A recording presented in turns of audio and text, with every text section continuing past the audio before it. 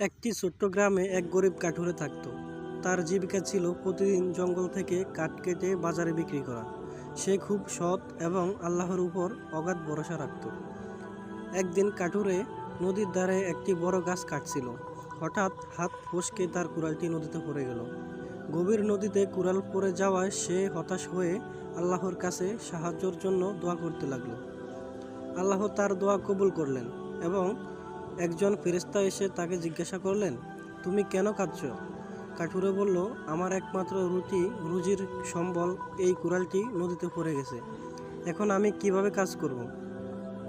ফেরেশতা নদীতে ডুব দিলেন এবং স্বর্ণের কুড়াল নিয়ে উঠলেন। তিনি জিজ্ঞাসা করলেন, এটাই কি তোমার কুড়াল? কাঠুরে বলল, না, এটি আমার কুড়াল নয়। ফেরেশতা আবার ডুব দিলেন এবং এবার রূপার কুড়াল নিয়ে এলেন। তিনি আবার জিজ্ঞাসা করলেন, এটাই কি তোমার কুড়াল? কাঠুরে বলল, না, এটি আমার কুড়াল নয়। অবশেষে ফেরেশতা কাঠুরের নিজের লোহার কুড়ালটি নিয়ে এলেন। কাঠুরে আনন্দিত হয়ে বলল, হ্যাঁ, এটি আমার কুড়াল।